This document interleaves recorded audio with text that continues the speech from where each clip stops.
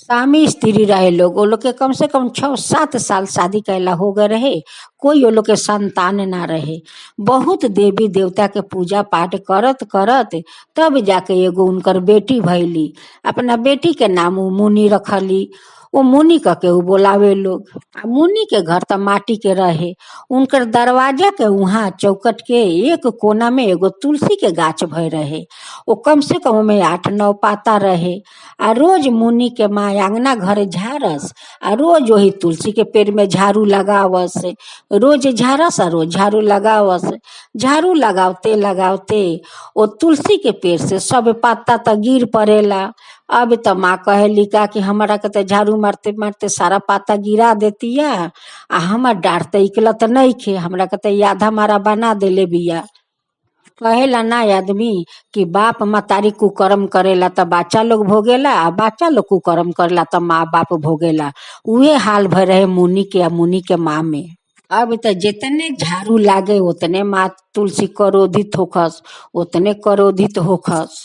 उ पेड़ झाड़ू खात खात आधा पेड़ सूख गए रहे। एक दिन माँ क्रोधित होके आ उनकर बेटी के कट छीन लेवेली।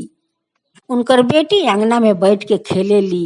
इतना जोर से एक दिन चिल्लाए लगली, इतना जोर से चिल्लाए लगली कि उनकर कठ बंद हो गए। अब त माँ आके उनकर गोदी में लेके अब त अंगना में बहुत रोवतारी, बहुत चिल्लातारी कि हमर बेटी के का हो गए, हमर बेटी के का हो गए। हमर बेटी कांपते कांपते चिल्लाते चिल्लाते हमर बेटी के तो बोली बंद हो गए। अब त मोहल्ला के सब औरत लोग आवेला, कहेला लोग का कि मुनि के माँ का भइल बा कि तू इतना चिल्ला तारू। अब वो कहली का कि हम ना जानिला कि हमार बेटी के का भइल बा। हमार बेटी कांपते कांपते इतना जोर से चिल्लैली ह कि उनकर तो बोली बंद हो गईल, हमार बेटी तो गूंगा हो गईली। सब लोग कहेला का कि देखा मुनि के माँ तोहर बेटी ठीक हो जाइहन, तू डॉक्टर भिरी ले जा, देखो कोनो ऐसा असुविधा उनकर गला में हो गईल होखे, ओके लिए इतना जोर से चिल्लैली है तो उनकर बोली बंद हो गईल बा। अब तो डॉक्टर भिरी दोनों पति पत्नी लेके जाला लोग, डॉक्टर के देखावेला लोग। डॉक्टर देख के कहेलन का के बच्ची के तो कुछो नहीं के भइल, गला उला तो सब ठीक बा, कोनो इनकर तो असुविधा नहीं खे, इनका तो बोले के चाही। अभी नैखी बोलत, तब तई भगवाने जानता रन कि काहे नैखी बोलती। अब मुनि के माँ कहली का कि डॉक्टर कुछ नइखे भइल उनकर तो काहे नइखी बोलत। अब डॉक्टर कहलन का कि हमरा तो पता नइखे कि काहे नइखी बोलत, बाकी उनकर सब कुछ ठीक बा, गाला कंठ सब ठीक बाटे। अब तो वहां से रोते रोते अपन बेटी के लेके घर में आ जाली। आया के हक्कू बुक्कू अपन बेटी के लेके रोवेली।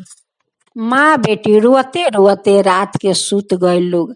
जब सूत गए लो तब माँ तुलसी बहुत क्रोधित में आंख लाल करके आ उनकर मुनि के माँ के सपना में आवेली तो कहली का, ए अंधी औरत है, ए मूर्ख औरत है, तोर आंख रहते हुए तू रोज हमरा के झाड़ू मारता रे, रोज हमरा के झाड़ू मार मार के तू आधा मारा बना देले बारे कि हम सांस नहीं लेवे सकत, हमार मरे के घड़ी हमार आ गइल बाटे। अब त मुनि के माँ के अंगी टूटल तो देख तारी का कि त बिहान हो गइल बा, सबेर हो गइल बाटे। आ सबेर के सपना तो सच होला। आके चौकट भिरी देखत है तो ठीक वही कोना में माँ तुलसी के एगो पेड़ बा। आ पेड़ आधा सूख गइल बाटे आ आधा गोरा में जिंदा बा। अब तो वहाँ बार बार माथा पटकस, बार बार माथा पटक के आ माँ तुलसी से माफी मांगस कि माँ हम बहुत पापी बानी, माँ हम पापी बानी, माँ हम रौरा के मार मार के आधा मारा कर देले बानी, माँ हमरा के माफ कर दी, हमरा के माफ कर दी। अब तो मुनि के माँ उ गाछ उखाड़ के एगो अंगना में माटी के चौतरा बना के आ वही पर गाड़ देवेली। गाड़ के दिन में 4 बार 5 बार पानी लगली देवे। पानी देत देत देत देत जब 1-2 महीना बीत गए तब जाके देखा तारी का कि गाछ में गुरी गुरी पाता फेंकत आटे। आ रोज वही इंतजार में रहस कि कब तुलसी के पेड़ में पाता फेंकी, कब तुलसी के पेड़ में पाता फेंकी। जब देखली कि पेड़ में गुरी गुरी पाता निकलता तब उनकर मन के थोड़ा शांति मिलल कि अब तुलसी बाच जइहन। अब देखी लोग कि उ मुनि के माँ तुलसी से कैसे अनुरोध करतारी। हमर तुलसी मैया के हाथे में सोना के कंगना, हमर तुलसी मैया के हाथे में सोना के कंगना, हाथ निकाल के देखावा हमरे अंगना, हाथ निकाल के देखावा हमरे अंगना। मुन्नी के माँ का कहतारी कि राउर त डाल ना होई तो ओमे त पाता ना निकली, आ पाता ना होई त हवा ना होई, कि राउर पाता त एक एक सोना के समान बाटे, आ एक एक राउर पाता अनमोल बा। हमरा पर विपत्ति आके पड़ले बा, हमरा पर विपत्ति आके पड़ले बा, कैसे करूं मैया विपत्ति के सामना, कैसे करूं मैया विपत्ति के सामना। माने कहतारी मुन्नी के माँ कि हमर बेटी तो बोबा हो गइल बारी, त ई त एगो विपत्ति न बा कि हमरा परा के विपत्ति न पड़ल बा। इहे माँ तुलसी से माने अनुरोध करतारी। माँ तुलसी के पाता बाहर तो कोई जग शुद्ध ना होई, भोज में उनकर एगो पाता पड़ जाला त भोज कभी कम ना होला, जग में उनकर पाता पड़ेला त जग शुद्ध हो जाला, उनकर बिना पाता के कोनो जग शुद्ध ना होला। ओ के लिए उनकर पाता एक एक अनमोल बा, आ सोना के समान बा। उहे माने मुनि के माँ रो रो के अनुरोध करत तारी माँ तुलसी से। हमर तुलसी मैया के हाथे में सोना के कंगना, हाथ निकाल के देखावा हमरे अंगना, हमरा पर विपत्ति आके पड़ले बा, हमरा पर विपत्ति आके पड़ले बा, कैसे करूं मैया विपत्ति के सामना, कैसे करूं मैया विपत्ति के सामना। अब त मुनि के माँ बहुत श्रद्धा भक्ति से माँ तुलसी के रोज पूजा करे लगली, आ रोज 3 बार के परिक्रमा करस। आ इहे माँ तुलसी से कहस कि माँ हमरा बेटी के रौरा कठ लौटा दी, हमार गलती के दंड हमरा बेटी के मत दी माँ, हमार दंड हमर बेटी के मत भोगाई माँ, हमार बेटी के कठ दे दी। ऊ त गलती हम कैनी, हमार बेटी त नइखी कैले माँ, हमार बेटी के कठ रौरा दे दीही, आ हमार माँ हमरा के रौरा माफी दे दी। अब त पूजा करते करते ओ माँ तुलसी के तो बहुत सारा डाल निकल आयल, आ डार में बहुत सारा पाता, एकदम गाछ तो हरा भरा हो गइल, गाछ गाछ में हो गइल फूल, फूल से पूरा गाछ भर गइल। अब त माँ खुशी हो गईली। तब माँ अब चमत्कार कैसे देखावत तारी। एक दिन मुनि के माँ गोबर माटी से चारों दिगे तुलसी माँ के चौतरा लीप के, आ अल्पोना चारों दिगे लगा के, आ भोग उग लगा के माँ तुलसी के वहाँ पूजा करत रहस, आ उनकर बेटी आंगना में बैठा रहस। वैसे माँ तुलसी एगो सांप के पेठावेली, कहेली का कि तू जा, तू मुनि के माँ के गोर के भीरी बैठा रही है, बाकी उनका के कटिया मत।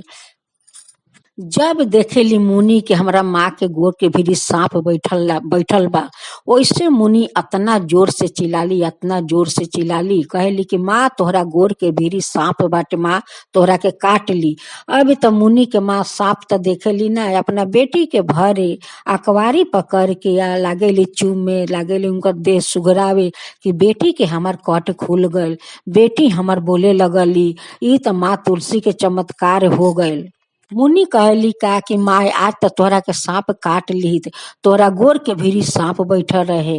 अब वो कह तरीका कि बेटी हमरा गोर के भीरी सांप बैठल रहे, कहाँ कहीं सांप बा, सांप तो नहीं लौकत, आ सांप तो वहां से अदृश्य हो गईलन। उ तो माँ तुलसी के पेठावल रहे सांप, मुनि के कट खोले खातिर।